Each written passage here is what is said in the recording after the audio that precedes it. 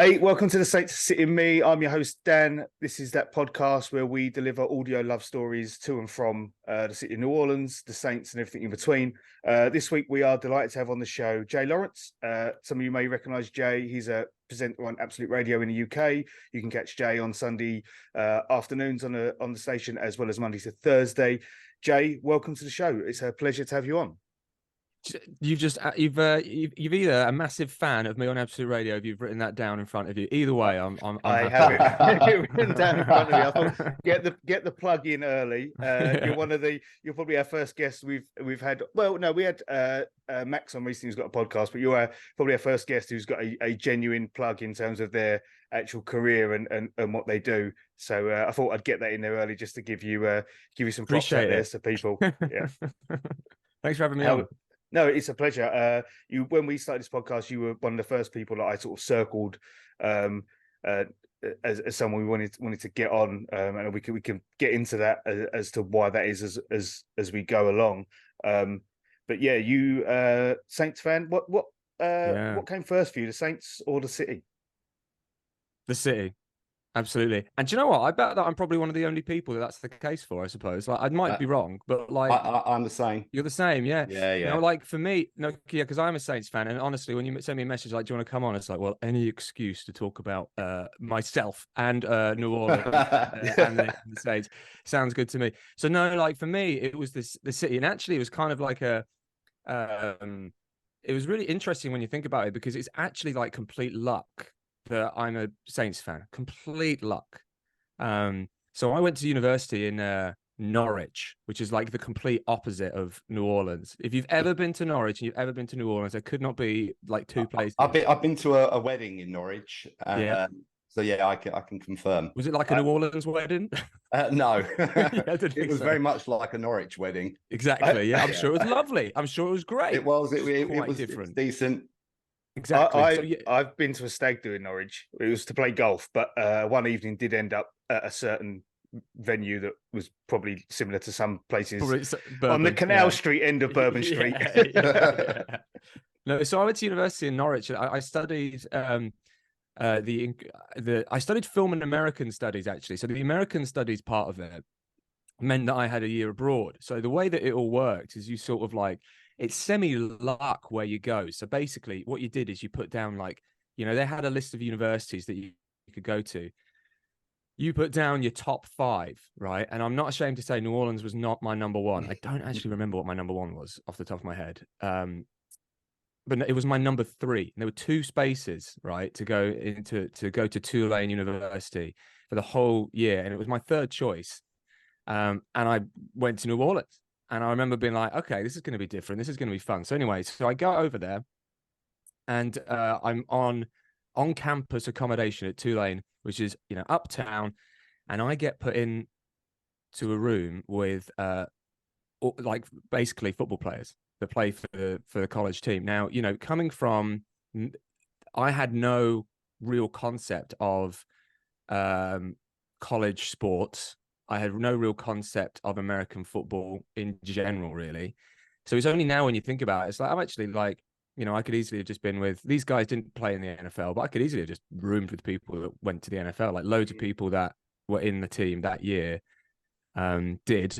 Some are still there in the NFL that I always try and draft in fantasy just out of, you know. So anyway, so I get put in this room with these guys, obviously very, you know, quite different to me, because 2 of them were from Louisiana. One of them, one was from Lafayette, one was from New Iberia, who took me a while to, like, it took me a couple of weeks to actually grasp what he was talking about, because his accent was so Cajun, it was so thick. I had friends come visit, and they all said the same thing, which was, has he been drinking?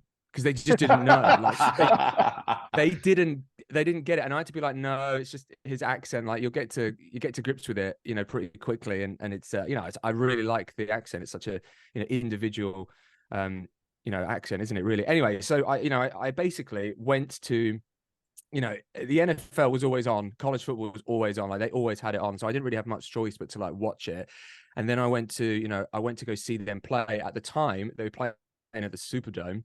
They have a stadium on campus now, which is great. It ends up being more full, you know, because the Superdome obviously is so big, you know, Yeah. there was just a few thousand people there because Tulane isn't the biggest school, and it's not so. I mean, they had a really good season last season, but 10 years ago Yeah. they weren't necessarily the most competitive team in the world. You know, if you're from New Orleans, you support a college team, you support LSU, you know.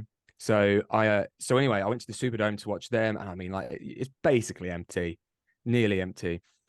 And then you go and watch the Saints, it's not so empty. No. And then basically it just sort of rolled from there. It's a bit of a shame, really, when you think about it. And actually, the year I was there was the year that the Super Bowl was there, so it was like it all worked really quite well.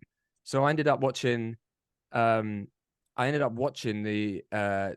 Super Bowl like at a bar right next to the cathedral, but it was ridiculous because they projected it onto like a wall right next to the cathedral. But I am 99% sure that despite being in the US, they used a European stream. So like, you know, it was just like I didn't even get all the cool adverts and stuff. Do you know what I mean? It's like Neil Reynolds might have been on it. So Yeah. it was it was like that was interesting. But anyway, by the time I really got into like, you know, NFL and whatever, the season was done. So it wasn't really, the next couple years was really just taking stock, soaking it all in, learning, Yeah. to be honest, because it does take, you can be a fan, but you need to sort of, the more you watch it, the more you get into it. It's like anything, really. You know, you soak it all in and you'll understand it more, and you'll get to grips with it all, and you get to grips with the team and all of that. So anyway, I missed out on the Super Bowl win, but I've got a cool, like, I feel pretty good about why I support the Saints. And so the city itself was, I mean, you know, amazing. Just, you know, people used to say, "Oh, how is it compared to Norwich?" And it was just like, could not be more different. Could not be more different. That's a rich comparison. Yeah, it is. Yeah. So what year was that you went over then? 2012. So it was just over a decade ago. I Oh, was there. blimey. Yeah. And it was, you know, it was just like it's just, I do think about it every now and again, and it does feel like a sort of a fever dream in a way. Do you know what I mean? Like it was just such a different place. I've been back several times since, you know, to visit people and to, you know, go watch the Saints and all of that. But yeah, it feels a bit strange sort of thinking about it, but it's quite nice in a way, because I feel like, you know, I've got this place that means a lot to me. And it's not just like, oh, I live in London or, you know, or whatever. It's like, no, I've got this place that everybody knows I've got some sort of affinity towards. It's like a genuine investment, isn't it? Yeah, it is, got. you know. Yeah. And I'm not saying that I'd ever go back and live there again necessarily, but, you know, you've got that, you know that you'll always go there. You know, I've got friends that are like, I remember a friend of mine ages ago saying that they always used to go to Vegas on holiday, which I thought was a bit strange, to be honest. But like, you know, for the rest of my life, you know, I can't imagine there being a situation where I don't every few years go to you know, New Orleans. So obviously you've got good friends over there. Yeah, I mean, my friends over there mostly have gone now, to be honest with you, because, you know, I was at college there, so like, a lot of them left, and do you know what's weird as well is that, like, you know, people said to me, is it anything like the films? You know, going to yes, it is. I mean, like, you know, I went to a few of these, like, you know, college, like, you know, these parties that my roommates went to, because, you know, they were football players, you know. Yeah. So I'm refusing to do a keg stand and, you know, and all of that business. So I'm feeling slightly awkward, to be honest with you. But, you know, my friends out there, I bizarrely enough, actually, one of them, my closest friend, who actually, she's from Houston. She went to Tulane. Is bizarrely enough, in a couple of weeks, she's moving to London. So that's going to be quite nice.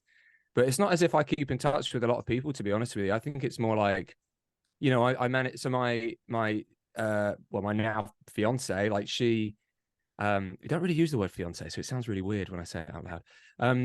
She came out and visited me whilst I was there. We've been back once or twice since. I've been out with a friend of mine who I got into the NFL, and he came to watch the Saints with me, and, you know, we went to go see Tulane and stuff. So it's good that I'm able to, like, say to people, hey, you know, come here with me, you're gonna like it. Do you know what I mean? So I might not have loads of people that are still there, but I have people that are live in the UK, but I know would be up for going again, that go and they see it, and it's something that you're never that worried about, really, is it? Because like, it's not as if you have to do much selling when you're there. No. It's like, just breathe it in, and just like, the only thing I say is, look, from a selfish point of view, we'll walk down Bourbon. We'll do a slow walk down, but I don't want to spend a night on Bourbon. I'm going to Jay, be you honest sound with you. exactly like me. Yeah. I like Jean Lafitte's at the end, but that's the quiet end. Yeah. I like it down there. The very dark one.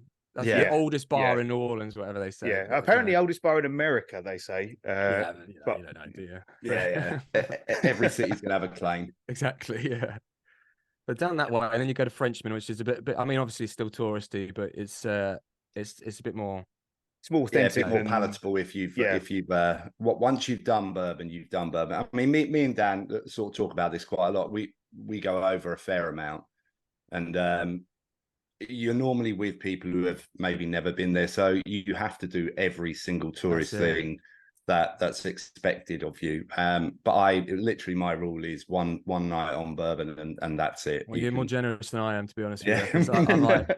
I'm just like, I can't do, especially like, you're right, like the canal street end, and you get on and it feels like basically you're a Magaluf, and then it gets slightly, there are pockets, but it's mostly it's a lot of clubs and stuff, really, isn't it? And then you can get into like the quieter bits, but so yeah, that's the one thing. But when I was living uptown, we used to there were places uptown that we used to go to, which was kind of cool, like, and places that if I was visiting, I probably wouldn't know existed, and definitely weren't like and I was lucky because I went a decade ago, but I'd taken a gap year in between, when I was 18 and 19, so I was 21 by the time I went.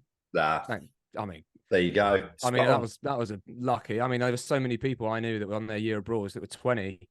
I know you're in college and stuff, and it's a bit easier. You might have a drink in the dorms, but you're not going out to bars, are you? No. So there's me that's like managing to go out to all these bars and stuff, which was great. So yeah, Uptown was a place that was just like, on a Wednesday night or Tuesday night, you go here, you go watch these bands, and you got to see some live music. So it's a little different. But obviously, like, you can do that when people are visiting, but you got to understand why people are going as well, because they want to see the French Quarter, Yeah. Sorry, Dan. Yeah, I was gonna say, every time we go, we try and explore different parts of the city that we haven't necessarily been to. So like last time me and Mike were there for Jazz Fest, we walked a fair way down Magazine, didn't we? Right all the way down, which was going to lead me to a question, because I have done. I'm not a stalker, but I went through your Instagram just to get a feel for some bits and pieces. What's your go-to Dat Dog combo? I saw you that dog on Magazine. I don't even remember, to be honest with you. Like, that dog, to me, was just like, there's a couple places on Magazine that were just like are quite nice to go to, just for the memories. You know what I mean? Like, it's not as even if I'm going and like, this is the greatest food on earth or anything. A lot. That dog is good because it's a different. You don't really get places like that in the UK. It's very vibrant, like the colours and stuff like that. So I think probably I cannot remember what I usually go for, to be honest with you. But there's a pizza place on Magazine that like we used to go to, so it's nice to like sort of go back to there.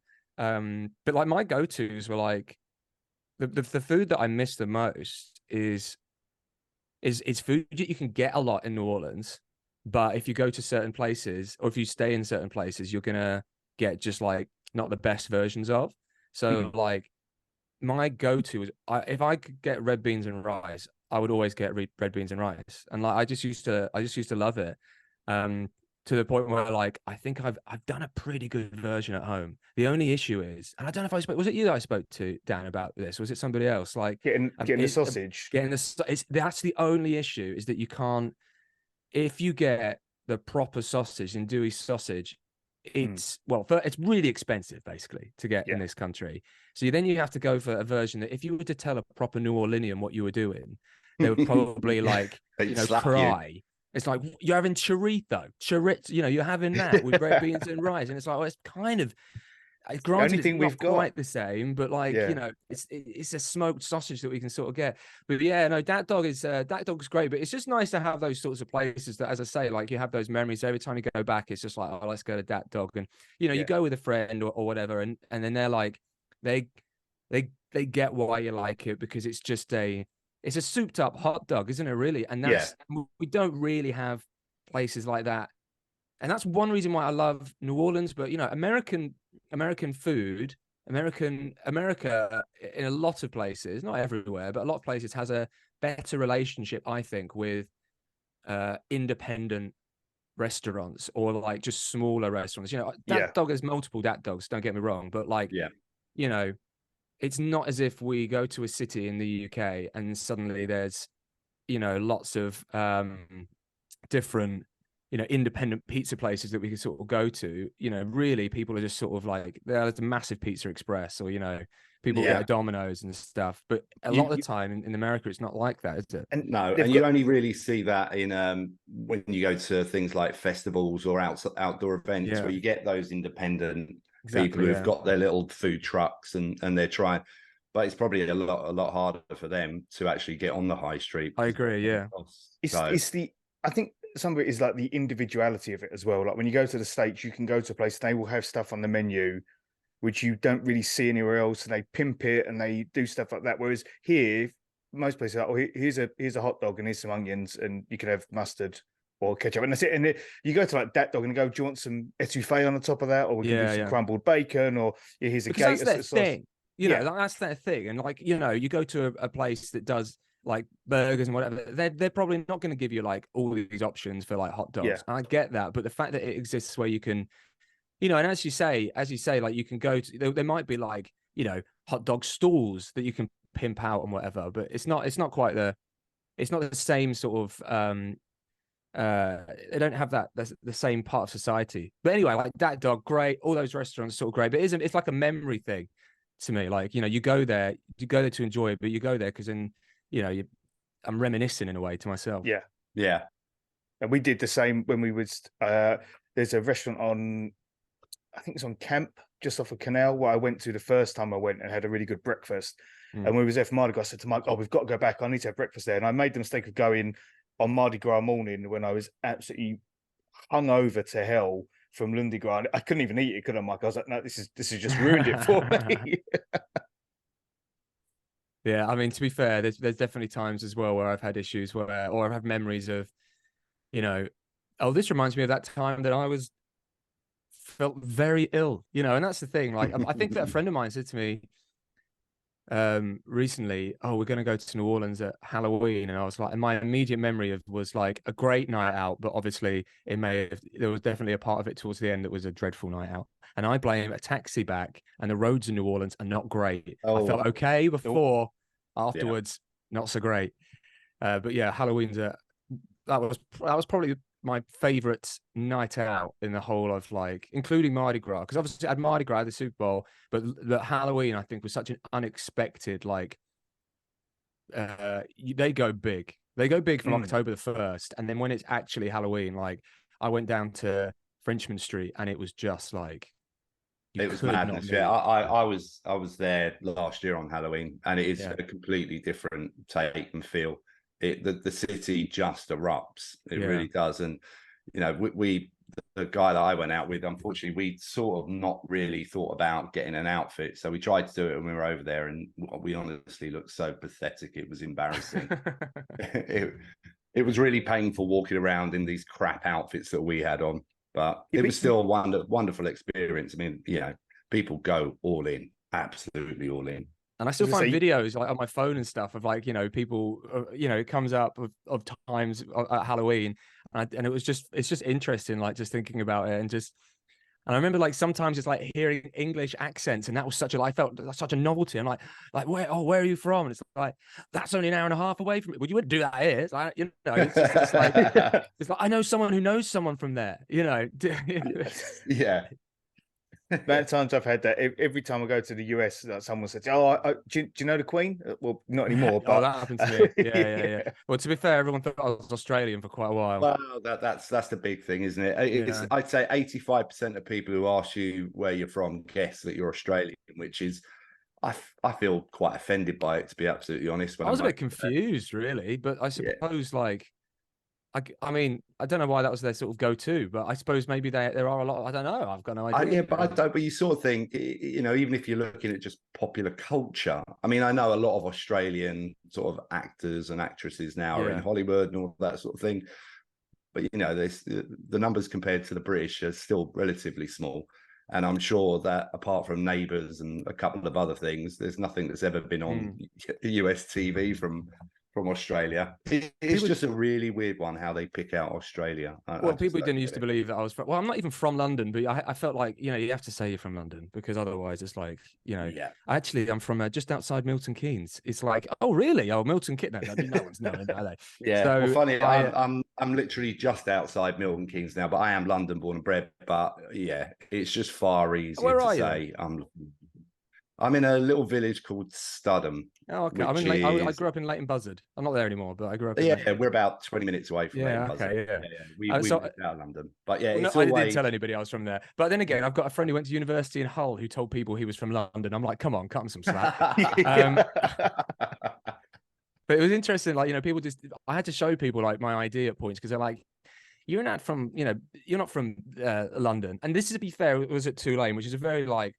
The vast majority of people from Tulane, because it's an academic university that is Harvard of the South, they call it, don't they? Yeah, or the Southern Ivy League. Big themselves up a little bit, aren't they? But like it's if you were to pay like the proper amount of money with no academic scholarships or obviously sports scholarships, you're spending like 10 years ago, I remember I knew a couple of people that were paying the actual amount, and it is like unfathomable amount of money like that people were paying there. And it was a lot of people that were from there were from the Northeast. So a lot of people that I met were from like Connecticut or like, a lot of people from New Jersey as well. So it was almost like a strange bubble in a way where like you're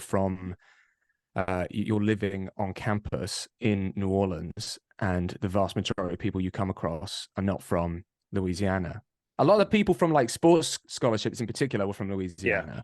But a lot of people that you just sort of met weren't from there. So it was kind of like an interesting place, really. And I'm sure you can critique that in some ways, can't you, really? But it was a sort of a strange. It was a strange year in a way, if you can think about it, because like I'm from Norwich. Well, I'm not from Norwich, but I lived in Norwich.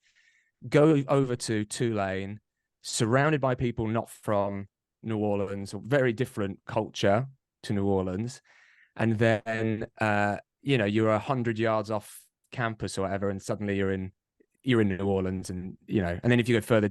It's just weird if you think about it. Do you know what I mean? Like it was sort of strange when you think about the whole experience as a whole. And then you're living with one person who's from Lafayette, the other person who's got as rich a Cajun accent as you can hear. So you're surrounded by like sort of lots of different people, and yet everyone thinks I'm Australian. I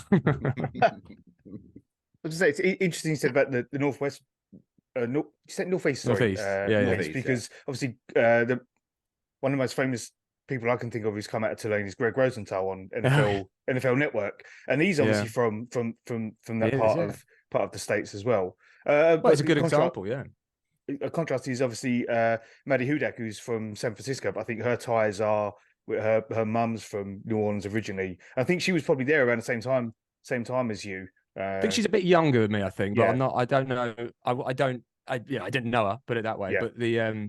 But yeah, I mean, there are lots of people that have done well that have come out of Tulane. Well, that's where Greg Rosenthal met Anthony Jeselnik, who might not be a huge comedian in the UK, but is absolutely massive in the US. I've watched his Netflix, and he's very dark and very funny. Very dark, very funny man. But like, you have to sort of take a be aware of what sort of comedy you're going to watch when you're watching it. But yeah, lots of people are from sort of the Northeast, but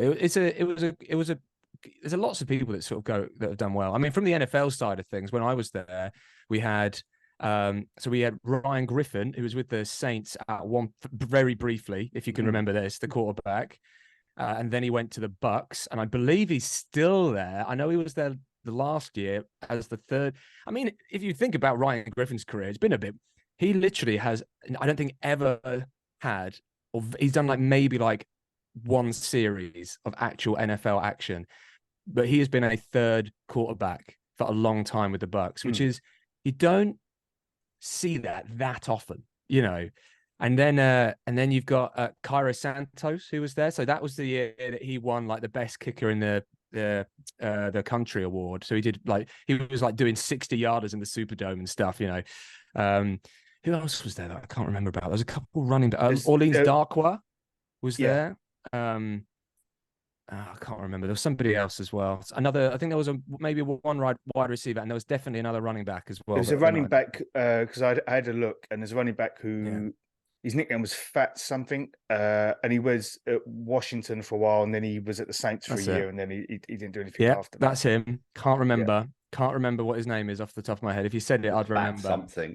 In fact, I can't remember. I just looked at it. I didn't really. It wasn't a name that jumped out at me as being, you know.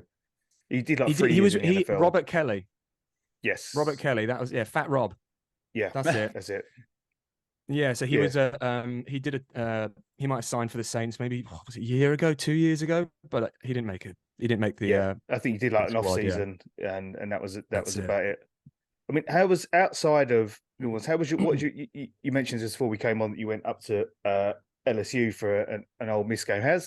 What is that experience like? Because that's it's not the Alabama rivalry, but it's still quite a intense rivalry they have as a team. What was it that experience like for you to go to that game? Well, to be honest, I was kind of like oblivious to like a rivalry because, you know, it's October or November 2012 when I went up there.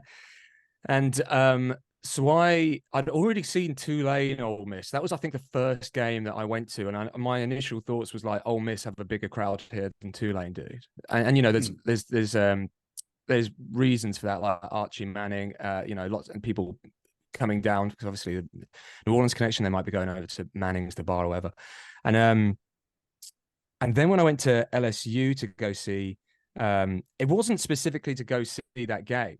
So what happened is a guy that I knew was visiting somebody that he knew from LSU, and he was like, "Do you want to come along?"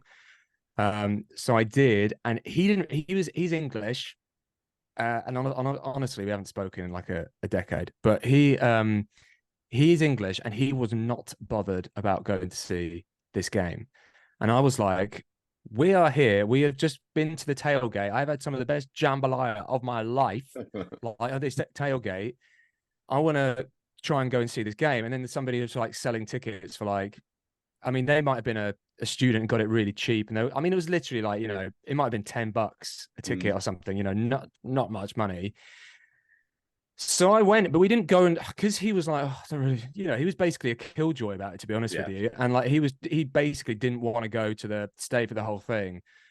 So I didn't even end up watching that whole game, but my initial sort of like thoughts and reactions to being there was, there are more people here than any England international game at Wembley Stadium. You know, it's crazy. And I don't even know if this is true, but they weren't, someone told me when I was there that at Tiger Stadium, they weren't allowed to increase the size of the stadium. Like, they weren't allowed to increase the size of any stands. So what they've done, what they did, I don't know if this is true. What they did is just create another stand that isn't connected to anything.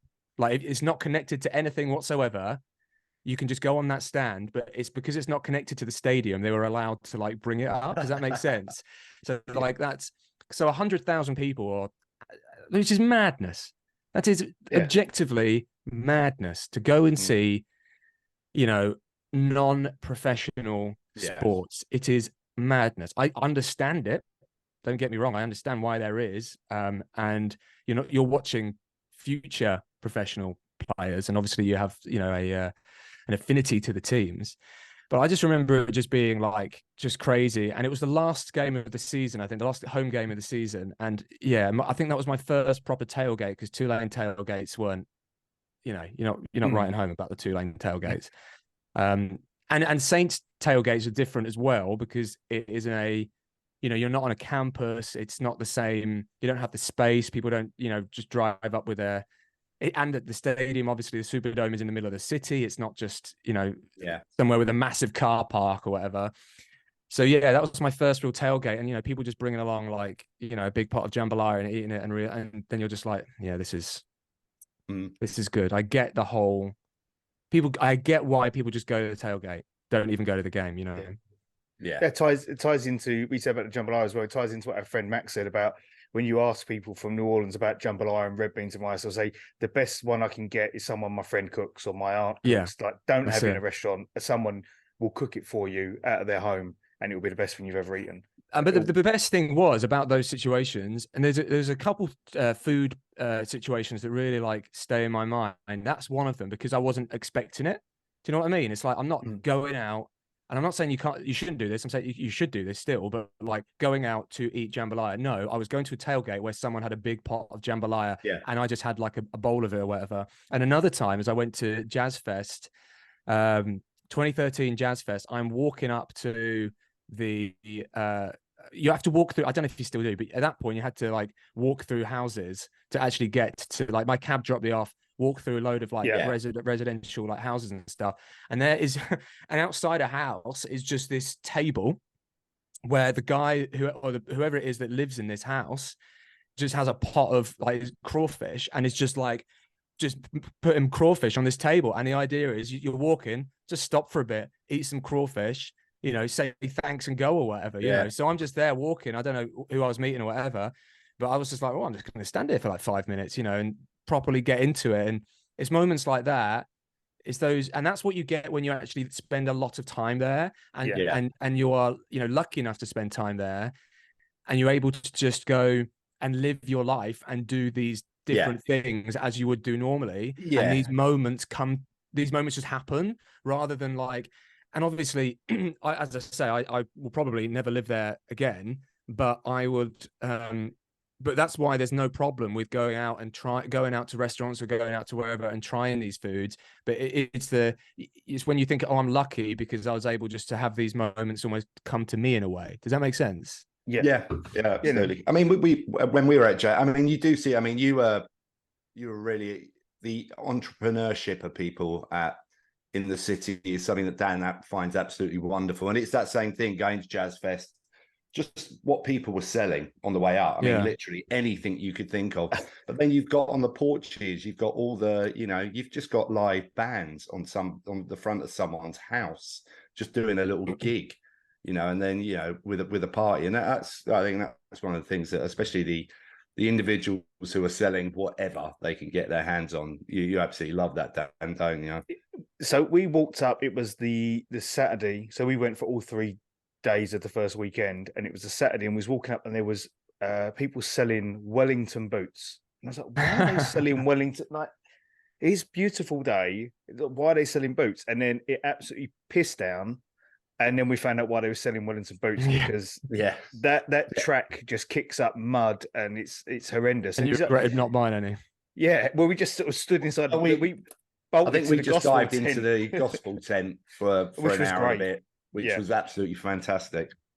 Yeah, it's the opportunities of the people to make the best out of any situation that I think, and that sits within the resilience of the city and the way people just approach things. That is one of the things that I find most endearing about the city. I think, for me, which also, Jay, that was something that you touched on with the Saints to come in. Obviously, that fused, I think, two of your passions together, really, didn't it? Sort of football and music. Yeah, and obviously the city, but it was a really fascinating listen. Thank you. Because obviously the people that you're able to talk to, and there was some really heartfelt stuff on there as well, which shouldn't take you by surprise, but actually took me a little bit by surprise, even though I know the history of everything that went on. I've watched all the documentaries you can think of. What drew you to actually make that? So the Saints Are Coming is basically like it's an audio documentary. And so I work for Absolute Radio, and so they have this this process where you can sort of pitch ideas. Now, Absolute Radio is a music station, and I wanted to make something that was that still had that music angle, but was more meaningful than that. You're telling like a story of something that's could be quite hard hitting. I previously made one about one particular gig called "A Gig That Changed the World," about a gig that you could argue really well, basically, if it wasn't for that one gig, music would be completely different in the whole world. And that was a good story, but I always knew that there was something about New Orleans that I wanted to make a documentary about. And for that one in particular, I was trying to think about a moment that that we could do something on. And of course, I thought about the first game at the Superdome, the first Saints game at the Superdome, and U2 and Green Day's collaboration and what it meant to the city. So for that, it was, you're right, it definitely fused a couple of my passions, music and the NFL. And it just meant that I was able to speak to these people. And obviously, after Katrina, I had to speak to a lot of people that had gone through a lot of hardship, which was difficult. But these people were very, very open, and it does catch you by surprise. You're right. There's one point where I was speaking to somebody who was incredibly open, and suddenly, she just starts crying. And, for me, it was, it's upsetting, but it's not surprising, as you say. No. It's not surprising. So it was really good to be able to speak to people just from like a personal sense, obviously from like someone that made a documentary about it. It was good to speak to all these people because they could give us their views. But for me, there is nothing like just learning and finding out about things, nothing better than speaking to people that were there firsthand. I wasn't there. I wasn't there. I was a teenager when that happened. So all I could do was speak to people that were from there. And that meant that you had these harrowing stories, stories of people people just walking past, people that just like passed away in the streets, which is just, crazy to think about and obviously extremely upsetting. And then you have stories about people who were there playing during that, at the Superdome. Big Sam Williams, I think it was, who was playing at the Superdome with U2 and Green Day, saying how unbelievable it was. And also, like, from my perspective, I came at it from, I wonder how big a moment it was. Because you don't want to lie. You don't want to say it was a big moment. And then find out everyone's like, well, yeah, it was good. Don't get me wrong, but it wasn't like, But everybody I spoke to was literally like, it was a release. It was just such a moment of, it was cathartic, to be able to go and see the Saints, to be able to go and listen to this music. The Saints Are Coming, and I spoke to the creator of the song. It was written in a library in rural Scotland in the 70s. And it became this anthem like nearly 30 years later, which is extremely bizarre if you think about it. You write one thing about something really serious, actually, he wrote it about. And then 30 years later, it becomes an anthem for something completely different. And exactly, and it's almost like, because the two subject matters, it would appear to be vastly different. Exactly, yeah. Actually, the resonance that it had for those people who were going through that at that time, and it was wonderful listening to. Where I think is it Richard Jobson, and the fact that he was invited to the studio and what was going on in the studio, that was absolutely fantastic. Just hearing, obviously, what Paul McCartney sliding down the banister, and for him to actually be part of that and what it went on to be, at the rebirth. But just, as you're saying, it's a song written so long ago about a completely, in theory, different subject matter. Sort of really, really was quite telling for the individuals in another place, in almost another world. And I feel like, it almost felt to me when I was sort of making it, is that this is a story that, like, obviously has been written about and spoken about, like the first, U2 and Green Day. But the actual song itself, when you think about it, it is a story that I do think is worth telling, and the fact that it means so much to so many people now, you know, and if people that will hear it now and get emotional because of what it reminds them of. Mm-hmm. And, you know, the fact that, as you said, you know, it seems like these two completely different things, but there does seem to be something that is connecting them with the song, what the song's about. And yeah, I mean, it was a really good process to make, and it was great to speak to all of these different people. And honestly, you know, lots of people that to do with the Saints that I'd previously, you know, followed for a long time and stuff like that. So it was great. And I'm going to be honest, I'm not sure where you can listen to it now. So SoundCloud. There we go.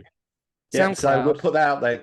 It's Jay Lawrence on Is it on my SoundCloud? Great. Yes. There we go. Perfect. And it is genuinely, if anybody listens to this, it's an absolutely fascinating listen. It really is. So yeah, I'd highly recommend it. Yeah, we'll put a link in the blurb for the episode on Spotify, so you can access that. But yeah, it was I think I first listened to it a couple of years ago, and it's a really good I remember listen. because I was in a bar and you introduced yourself and you said you listened to it, and I was like, oh, someone that was to it. And I thought it was really cool. Like that was last year actually, wasn't it? It was at the media night in over in West London for the that's right, yeah, Jeff Duncan thing, yeah.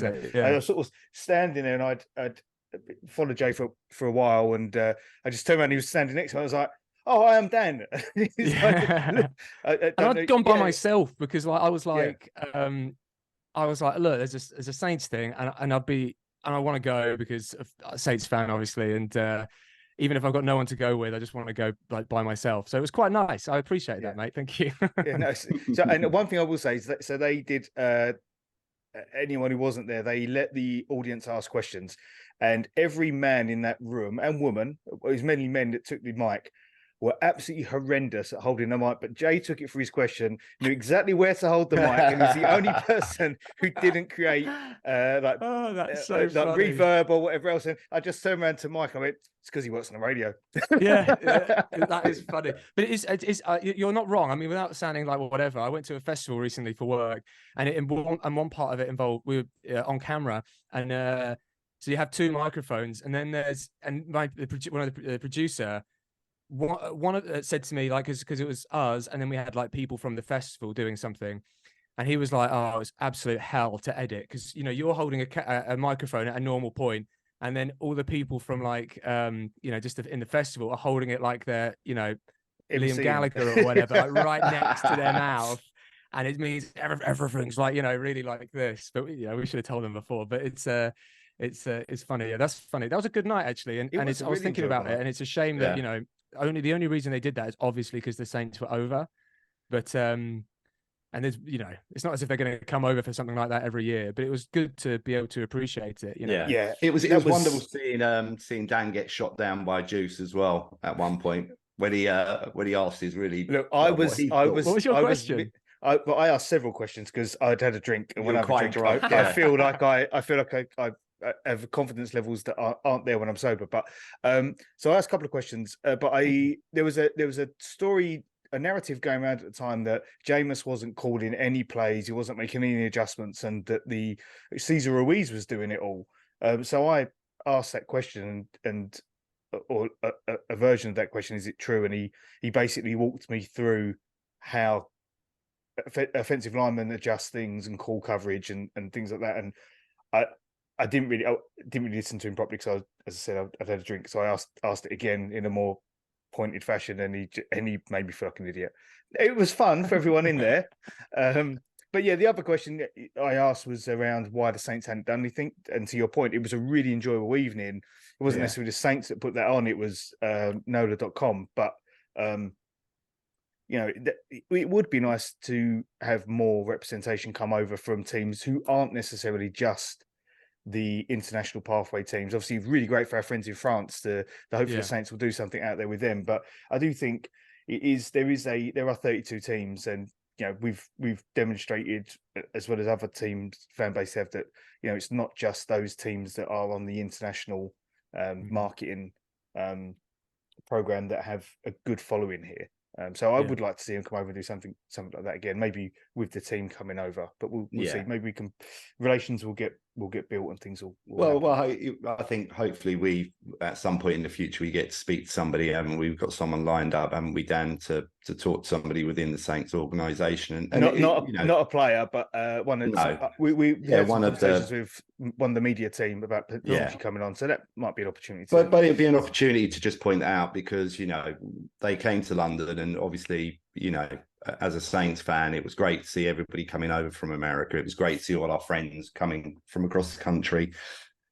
But then you sort of got to look at what the Vikings were doing and the Vikings organisation were doing for their fans. And, you sort of sat there and thought, blimey, literally they've done nothing. And then, that they sent the cheerleaders out, didn't they? Because you put up a snotty post on Twitter. I would say snotty. It was inquisitive.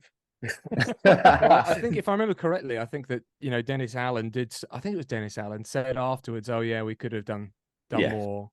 Yeah. I mean, it's not his job. No. But yeah. I mean, they did. It was still a wonderful weekend.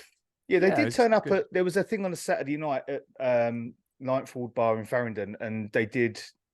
Alex, who runs their Twitter and social media stuff, he came along just to see what was going on. But Ross Jackson was there, Nick Underhill was there, John Hendricks was there, Mike Triplett was there. So there was the media knew it was going on, and they made an effort. Yeah. I think it's maybe something that we've talked about before. The Saints are a small market team.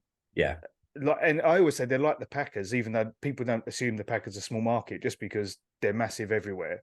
But they're quite comfortable being a small town team. Because I always say to people, New Orleans is like the smallest big city you'll ever go to, because most people a lot of people know each other there, and you can get anywhere within like half an hour and stuff like that. So I think we view ourselves that way, and we probably need to be a bit more progressive in the way we approach things with our global fan base. Pushy. Yeah, need to be a bit more pushy and realize it. But it was good to, there's not many situations where even now, if you go into a bar and you want to speak NFL with somebody, it's unlikely in the UK. It's different to football, soccer, or whatever. Yeah. So it was good to be in a situation where not only can you speak NFL, but you can speak Saints. Do you know what I mean? Yeah. You can actually, everyone's got like an opinion. So it was good to be in that sort of environment, because you don't get into that environment very often, do you? I mean, we get it. Maybe, obviously if people can afford to go, you might get it once, twice, or three times a year, where you get to London and you get the opportunity to speak to just football with fans, whether they be Saints fans or not. And that's what I think is one of the wonderful things about those 3 weekends. Is the opportunity for people to get together, because I haven't got a single of the people I grew up with, not one of my friends is an NFL fan. So I never get the opportunity to talk to them about it, and if I do, they just roll their eyes and fall asleep. So I love those weekends in London. So so do I. It's a brilliant few weeks, and it's sort of I agree with you. It just feels like obviously they make an effort, don't they, just all around London to try and bring the NFL out, and it sort of feels like, I don't know, it just makes you feel like, and this is going to sound really pathetic, but it's like, it's not just me, it's not just me that likes it. To be fair, I've got quite a lot of friends that are into the NFL, but so it's good in that way, but it's when it sort of becomes a bigger thing. But then when it comes too big, you're like, no, it's mine. That's like when you see an indie band and suddenly they make it. You're slightly pissed off, really, aren't you? If everyone started supporting the Saints, if they were doing really well, I'd be like, well, you're not a real Saints fan, are you? Did you live in New Orleans? Yeah. Anyway, moving back to New Orleans, Jazz Fest. How did you find that? Because did you go for the whole weekend? I know I only went for the one day, and it was interesting. It was really cool. It was interesting, really. And my big memory of it was, I had two big memories, which are, I really wanted to see Frank Ocean. So I went to go see Frank Ocean because he's from New Orleans. I was a big fan of the debut record it released at that time. I listened to it a lot. And the other memory is a regret, to be honest with you. Okay. Which is, so at that point, I wasn't like a massive, it's not that I didn't like him, I just hadn't really listened to Fleetwood Mac very much. And and they were playing. They were playing. So I went to go see them, but the crowd was unbelievable. Like, to the point where it was like, this is mad. This is really uncomfortable. So I didn't really like, I was like, I'm just going to go and wait for Frank Ocean. Since then, I've become a huge Fleetwood Mac fan to the point where I had tickets to go see them a few years ago. And my boss, I've never told him this, my boss at work was like, we need you to come in. At that point, I was doing the overnight shifts. We need you to come in a bit early that day. And I was like, I have tickets to Fleetwood Mac. You know, do I have to? And he was like, yeah. And I was like, oh. So I couldn't go. So I had tickets to see Fleetwood Mac twice, and I didn't go to see them either time. And obviously, since then, Christine McVie has passed away, so I'll never have that opportunity again. But it was it's a shame, really. But I mean, Jazz Fest, it's a wonderful place, and hopefully I'll have the opportunity to go again another time. Yeah, we really enjoyed it. It's really, and the food there is fantastic as well. Like you said, with the trying different types of food and stuff. Yeah, it was really wonderful. But we just a couple of pasty Englishmen in that work, because it was brutally hot. I mean, not hot as in the way it is over there at the moment. Yeah. But the 2 days Saturday was pretty warm, and then it rained. That was lovely for a Brit. But the Friday and the Sunday were just brutal, weren't they? Especially I just had a red V, didn't I? Where my shirt came down, where I'd burnt. Yeah, and obviously, Jay, being British, we obviously partook a little bit too much in the alcohol. So that's the problem. Exactly. That's so it was more about the hydration than the heat, I think. Yeah. So how do you feel about this season coming up, Jay, for the Saints? Very good question. How do I feel? I think that if everything goes right, could do well, but that's just not what the sport is it? To be honest with you. Do you know what? I went through this recently with somebody, and they asked me to do a win-loss on every single game of the season, and I think I came out as hold that, Jake. We're going to do that at the very end of this, mate. That's what you'll be doing. I won't mention it then. Yeah. But what I will say is that, like, when you look at the offense in particular, Derek Carr's not an unknown, don't get me wrong, but he's not obviously somebody that's been with the Saints for years and years, so you don't know exactly how it's going to be. I do think that there's, initially when Derek Carr was brought in, there was a lot of people saying, is he an improvement over Jameis Winston and Andy Dalton? Yes. Yeah. Sorry. Yeah, he is. I mean, he is, unfortunately. Like, Jameis Winston is one of those people that could be unbelievable, but some of the decision making he makes, I just don't have enough. I don't think my heart can take it as a Saints fan. Andy Dalton, there's nothing wrong with Andy Dalton, but I think Derek Carr's he is an upgrade. Then you get Alvin Kamara. Then you've got, obviously, I know he's off for 3 games, but they've brought in running backs behind him. And then you've got, I love Michael Thomas. If Michael Thomas can just be 80% of what he has been in the past when he was healthy, you're looking at a great wide receiver. It's actually heartbreaking, isn't it, really, when you think about the trajectory he was on the last couple of years. As fans, I mean, you can see it, all sides of fans. Some people get on him, and other, I'm not.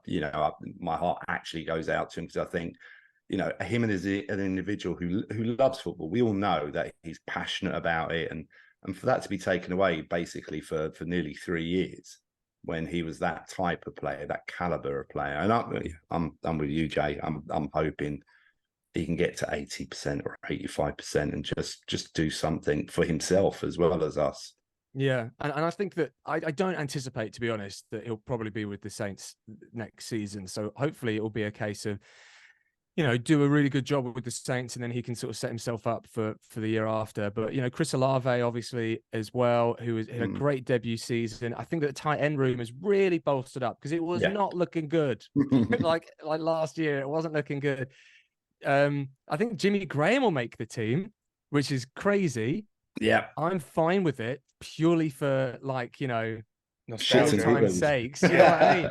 But he won't be somebody that I imagine. He'll be somebody that's like, when you're in the red zone heavy, put him on, tall guy, can still catch. You know, he's even in his last couple of years, he was mostly like a red zone target, wasn't he? But I could see him like using him in like a jumbo package, like him and Juan on and Foster Moreau at the same time. All three of them like big threats in the end zone. Exactly. Definitely And I think that I think he's a good. He's not a bad player to have. He's not like a.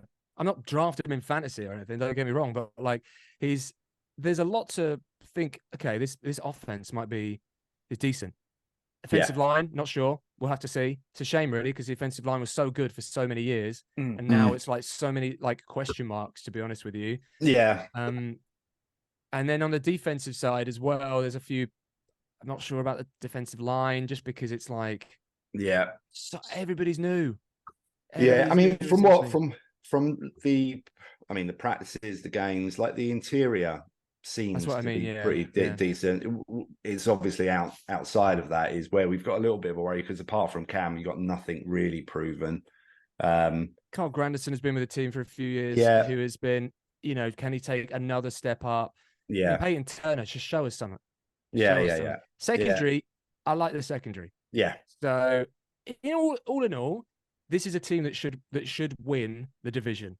If this team does not make the playoffs, what a disappointment. That's probably the best way I can describe it, to be honest with you. I think so. Easy schedule, easy schedule. The teams that are up in the division aren't on paper going to be, you know, world beaters. This team should win the division. And if it doesn't win the division, then it should still make the playoffs. If it doesn't, then I think you're looking at some movement within the coaching ranks. I don't know. You know, I don't necessarily. I don't think they're going to sack. I don't know. I don't think that, you know, Gail Benson's going to want to get rid of anybody unless it's dreadful. But you do think this is an opportunity here. You know, get this opportunity ever. This is DA's team now. You know, the moves that he's made in the off season. And to be honest, I think the majority of fans that I know, whether or not you were a fan of DA last year, a majority of fans now think, actually, he's had a really decent off season. What he's done, you know, with the roster and the people that he's brought in, the fact that he's made all these coaching changes, it is now his team, and so there is no excuse if it goes a bit tits up. But you know, I'm sort of with you. I can see that. I think we're going to have a pretty decent season. I think one of the biggest things is to stay healthy. We know what it's been like for us for the last couple of years. You know, stay healthy, and you can maybe get to 10 wins, which will be enough to get you into a playoff position at least. Yeah, I think so. I've got a lot of hope. I think that this team is undoubtedly better than last year's team. And then, you know, that's all you can hope for at this moment, I think. You know, improvement. There are certain positions which I think are a lot better than last year. So, yeah, I feel like I don't think that the Saints are going to win the Super Bowl, I'll be honest. But I do think that, would it be crazy to think that they could get to the divisional round? I don't think that's that crazy.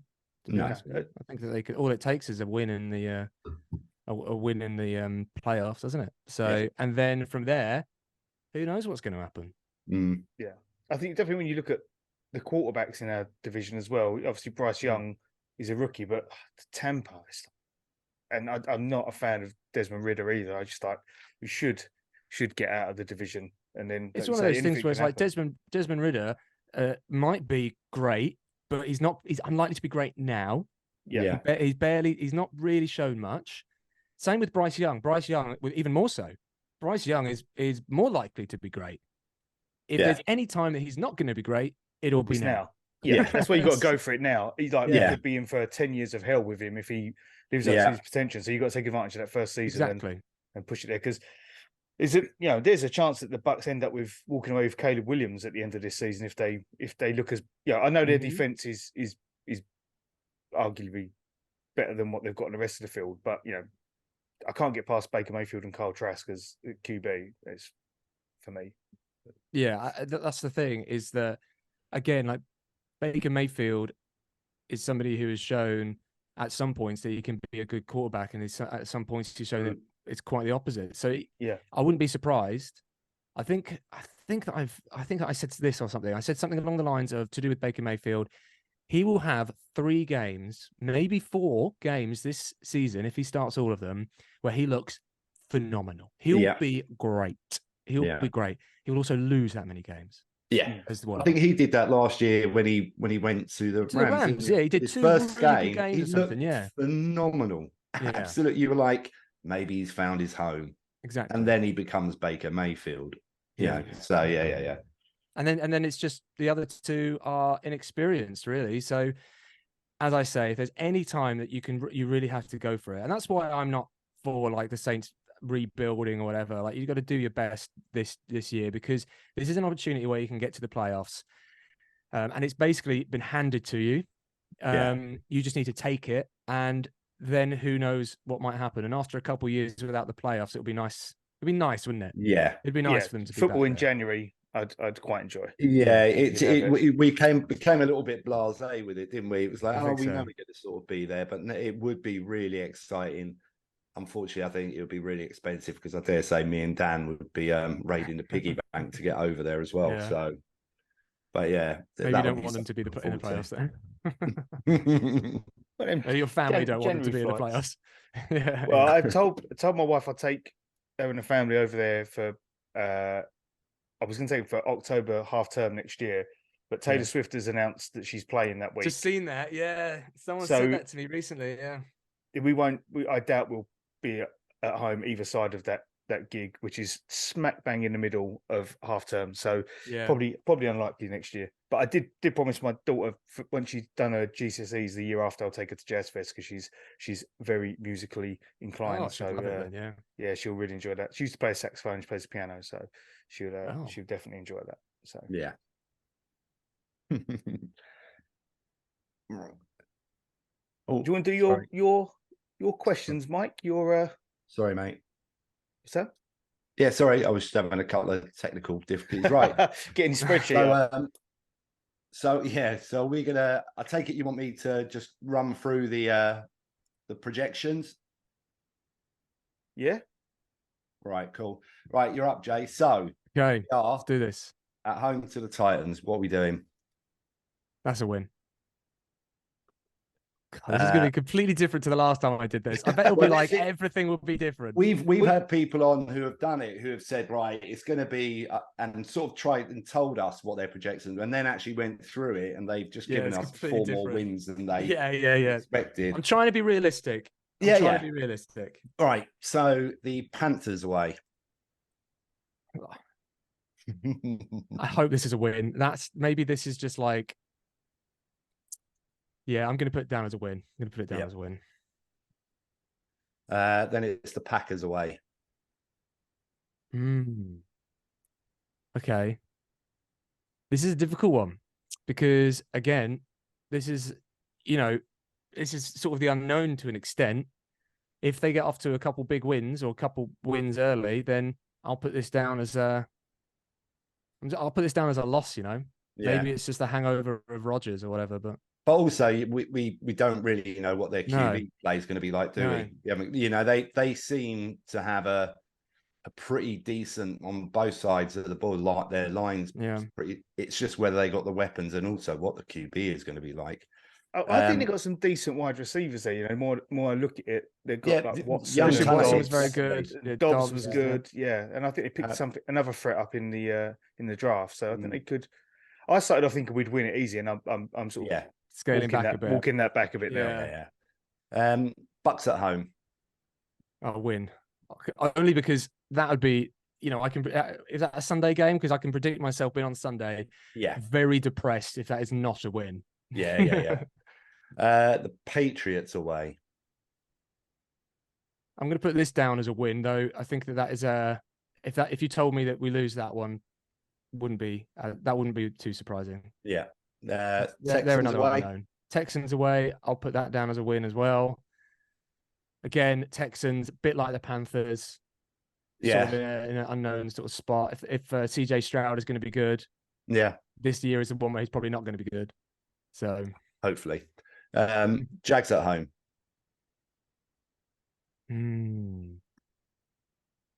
That's an interesting one. I like the Jags. Yeah. This is going to be a 1-score game. and let's say the Jags might nick it. Right. I'll say they'll nick it. I'll say that's a loss. That'll be annoying, but Trevor Lawrence is going to be one of the better quarterbacks I think the Saints play. So and that's what also with the London games this year. That game against the Bills is one I'm really looking forward to. That'll be really good. Corker of a game.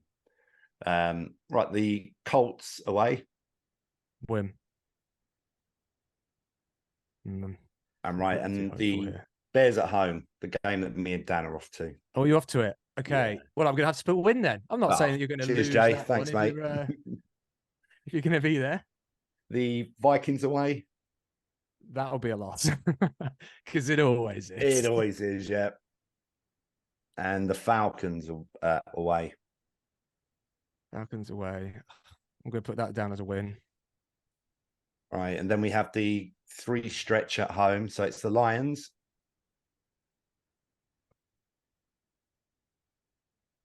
The Lions. Are they being overblown? Are they? They are. I think they might be everyone's favourite team right now, aren't they? Yeah, it's because they haven't been good for a long time, and then they showed a lot of promise last year. And also Dan Campbell is just phenomenal, isn't he? He's like a living meme. It's the Hard Knocks effect as well, especially over here. As soon as someone goes on Hard Knocks, they're the darlings for like 2 years, and then it drops away. I'll put that down as a loss. I think that, people talk about Jahmyr Gibbs quite a lot, their new running back. Saints haven't been good against the run, I don't think, for a couple of years. That could easily be a big game for him. Yeah. And also I think that's why they've changed up the interior, haven't they? It's because I think they realised they were for the last year or so. All right, Panthers at home. Win. I'm hoping that from my perspective, it won't happen, but you really need to hope for 6 wins in the division because they look so beatable, but we'll see. The Giants at home. Yeah. Loss, because Giants is another team that it feels like the Saints, it's never an easy game against the Giants for the Saints. And recently it doesn't appear how bad they are, and they've been pretty bad at times. Was it 2 years ago? That was anyway against the Saints. I remember that one. Yeah, I've seen Darren Waller walk all over this defense when he was at the Raiders. So, all right, we got the Rams away. Rams away. I'll put that down as a loss as well. Because the Rams they were not good last year in any way. No. But again, I'm just thinking from a historical point, away from home, maybe if they have that bounce back, Stafford is back, under center, Cooper Kupp is good. Let's put that down as a loss. Yeah. Okay, and the Bucks away. We'll put that down as a win. And finally, the Falcons at home. Win. End on 2 wins. Hopefully that means that the Saints make the playoffs. What's the end there? 11-6. I think that's reasonable. It's different to what I did before. It always is. I can't remember which one I did differently, but initially I did. Last time it was 10-7, and I felt good about that. I'll be honest. I feel better about 10-7 than I do 11-6. Yeah. 10-7 should win the division, though. Yeah. I wonder if that's like seeing training camp as well, seeing some of the good stuff that's coming out. I know you follow people on social media. You're seeing the videos that people are putting out saying, Nick Underhill was getting excited about people and Ross Jackson. So I think that is the impact on your on the way you look at it. I listened to their pod this morning. They were really, really happy with both sides of the ball from the practice yesterday. I mean, really happy with the Chargers. Yeah. And Hendricks, I mean, Jesus Christ, he's all in on Olave. I mean, 1,000,000% all in. I think quoting as he was making people look silly yesterday. So, but yeah, it's just one injury away though. That's the thing with this. No, absolutely. It's soft tissue injuries as well. Olave's out for if he's out for half a season, then you're like, okay, we did have a really good 3 that I felt comfortable with in Thomas, Olave, and Shaheed. Different sorts of players as well. Yeah, absolutely. So I felt good about them, and then suddenly, Olave goes down. Yeah. You're like, I suppose one of the good things I think in the last sort of week and a half is the fact that A.T. Perry has started to really show out. Yeah. Not only in the game, but even yesterday, apparently in the practice with the Chargers, he yet again showed out. And I think because he was really quiet, wasn't he, at the start of camp? I think people were quite worried about the fact that he wouldn't make the roster, but now the last week and a half, I think he's come alive. So it's just additional depth, hopefully. It is. That's all the game is, really, isn't it? If you think about it, it's just depth. And I mean, I heard people talking about the offensive line again. It's like you got your 5 starters. You're good. You never, there might be 4 games where you have all 5 starters. Injuries happen all the time, so it's just all about that depth. But no, I feel hopeful and I'm excited. You know what? I'm excited to watch them. And I obviously love watching the NFL, but when there's a team that you really care about, it makes it so much better. It's like any sport, isn't it? So I feel good. Excited. Yeah, you're right. What's your Sunday regime like? Apparently Sundays are big for you, are they, Jay? Well, I work on Sundays, so it's slightly awkward. So generally I work from 2 till 6, and obviously generally the games start at 6. So I'm getting the train back, watching it on my phone, making sure I don't lose signal. I get home. Then it depends on what the situation is. Like if there's a Saints game on, I'll have Red Zone on and the Saints game on like 2 different screens. If there's not a Saints game, I'll probably just stick to Red Zone. And then, I'll just catch the Saints game whenever it's on. It's really just a case of sitting down on the sofa for a long time. Very long watching time, as much as possible. But it's nice. Will you watch the Saints if they're if they're a late game on a Sunday? I'll be honest, I rarely do, and it's only because it's not because I don't want to. It's because for years I worked overnights. It screws with your body, man. I just don't want to. I don't really want to. Your next day suffers because of it. I'm lucky in a way though, because I don't work normal hours. So I'm not somebody that has to get up at 8 o'clock or 7 o'clock or even 8:55. I don't have to do that. But it's just like the whole your day has changed so much, isn't it, when you do that? So generally what I do is depends how I feel. If I'm confident that the Saints are going to win, I won't check the score and then I'll watch it back, probably in 40. And then, but if I'm scared of the result, I'll check the score beforehand because I just can't. My emotions can't deal with it. So it's that sort of thing. Because sometimes, I've woken up in the middle of the night before, checked the score. And I remember once we were staying at my other half's parents at the time, and this was only a couple of seasons ago. Maybe it was when the Saints won, absolutely blew out the Bucks. I think it was either a blowout game. Or it was either the one where they won 9-3 or something ridiculous. Oh, right. They were both late night games, actually, I think. Yeah, they were. I think it was the blowout one. And I remember just checking it when I woke up in the middle of the night and just being, when you wake up in the morning, I'm like, did I dream that? Was that real? That was weird. But I don't usually stay up for it because, I watch it back. You resonate with me because I've had it so many times. I literally wake up midnight and go, I've got to check the score. Or other times where I'll dream that I've checked the score and then I wake up and it's completely different score. I was like, hang on a minute, I'm sure I checked this score. But I definitely don't do the Thursday night games because I obviously work on a Friday 9 to 5. So exactly, that's the thing. It does screw with you a little bit, but you can't ask them to pull the game a few hours earlier, can you? But it'd be lovely if they did. No. But the other thing about again is the because where you're saying, because I was exactly the same. You look at it on the app and look at the game in 40. At the moment, that's not on the new DAZN thing, which is I've seen some games in 40. Yeah, I haven't seen any. I was away. I was away in Europe last. I was in Vienna and Prague last week. And obviously games are being played and I would sit down and try and watch them. Maybe it's on my phone, maybe something's not updated, but even with the Saints I could only get 5-minute highlights of the game from the weekend. You don't want that, do you? I mean, no, that's not what. No, well, so we can go into the whole. We could go into the whole app process, and for the last few years, it's not been, but you just got to hope that everything gets sorted out. Exactly. You just hope that the feedback they receive the feedback in good faith, and they, Game Pass as a product, I didn't really mind it. I know a lot of people felt it was a bit too glitchy. I didn't mind it, but what I certainly don't want is a product that's worse.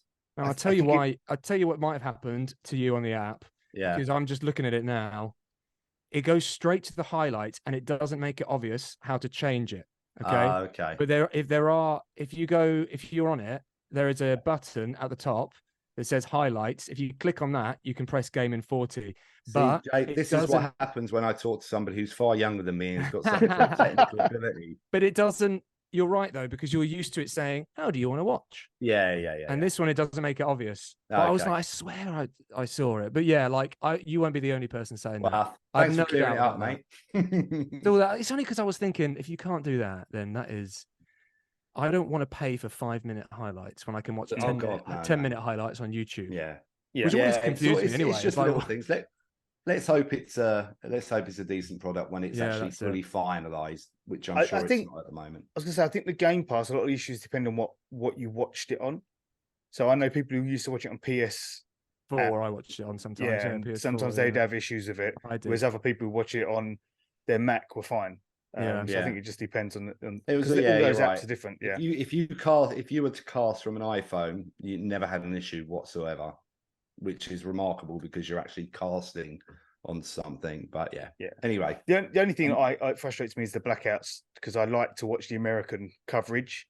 I don't take anything away from the UK guys, but I just like watching the color analysts and stuff in the US. So sometimes I get a bit frustrated when we're on. They don't have the adverts on DAZN anymore either. No, they have that 2-minute, really repetitive. Yeah, which is going to be difficult for people watching late games because you'll be asleep in 5 minutes. Yeah, I honestly was. Yeah, I agree. I used to like watching the adverts. I mean, like I used to like, soak it all in, and it'll be some sort of rights thing, like, whoever's not paying for those adverts to be broadcast, so we're not going to give it to them, or that sort of thing. But yeah, it's a shame in a way, because I was looking at it like, this is annoying. Yeah, absolutely. I'm gonna miss my Liberty National. Was it Liberty National? Yeah. With there's always the big car advert with what's his name from Breaking Bad. I think did the voiceover, and it was like Carl Jr. and all of that sort of the Domino's or Papa John's and same adverts you get over and over. But or the adverts for medication, which then scare the hell out of you because they tell you every side effect, because legally they can sue you. So I think I'm going to just go through being ill. No. Okay. Well, just a quick one from me, Jay, is that you do a couple of podcasts, don't you? One which is American football. Do you still do that? I'm not sure what we're doing, to be honest, with this one coming up. I mean, I do talk a lot about NFL on TikTok. So if you want to just if you've got TikTok and you want to follow me there, you can find me there, Jay Lawrence. I do a lot of stuff, and I'll be outside the games in London and talking to people and whatever. Is that something you do for the radio? Is that something that you do, or is that something you do? It's fun, mate. It's enjoyable. Yeah, I really love the NFL, and I would love to be in a position in the future, this season, next season, or wherever it is, where I am doing more of the media side of it. That's something that I definitely want to do. So it's just doing stuff while you like TikTok's a good way of doing stuff like that, and then people. It's good when you have people going to it and just seeing what you think about this and that and whatever. It's almost like an audition tape, isn't it? Because I've seen quite a few of them, and I was chuckling to myself when you were doing the one about let's wait for the first person to say that Daniel Jones is better than Aaron Rodgers. I mean, Jesus Christ. Who's a better quarterback, Daniel Jones or Aaron Rodgers? I'll stop. There was like when they say Daniel Jones looking down at you like, who are you? Do you want to? Everyone said the same thing until I find like a guy who says Daniel Jones, and then I could stop asking people, basically. But yeah, no, those were good. But that's the great thing about going to the games and stuff, and what I really enjoyed, because I did it for the first time last season, is you just end up speaking to people. And I'll be honest, and like working in radio, like the amount of vox pops you do, which is essentially when you go up to people in the street and ask them questions, they are one of the worst things you can do. They're not fun, because you have to get people to stop and talk about what you want to talk about, right? Yeah.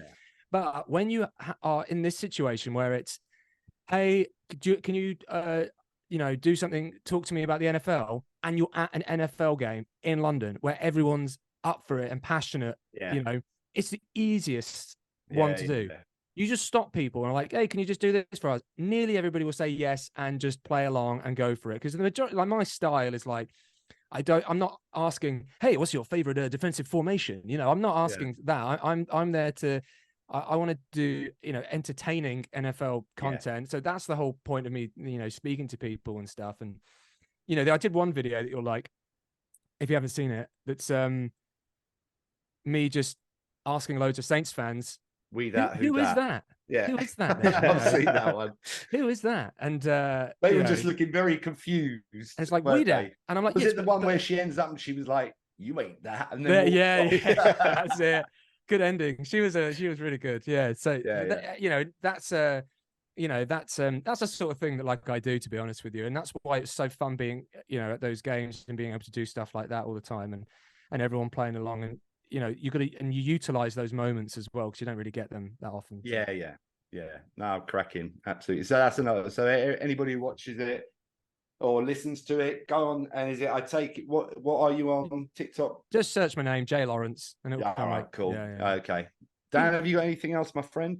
No, I'm good. I just want to say thank you for taking the time to come on today. Really enjoyed it. Good insight, and hopefully everyone else will enjoy it. Yeah, and I'd love to have you on in the future. Maybe the season's going on, just touch base on how things are going and have another chat. You're great to hook up around the London games. Of course, that'd be brilliant. Obviously, yeah, you're in and around, so that would be really cracking to sort of just to hook up. Then that would be good. I was going to say we are doing a little meet up for the first game. But obviously, it doesn't work for you, Jay, from a work point of view, because obviously it's a 6 o'clock Sunday game. But we was going to do a little meet up with some London fans. I was going to smoke up some brisket. We've still got to do the logistics of it, amazing. Mike. But I'm happy to come on. I'm happy to come on at some point in the season. Hopefully, I'll be just as optimistic as I am now. That's what we want. That's what we want. That means we're booking our Super Bowl tickets. That's what we want.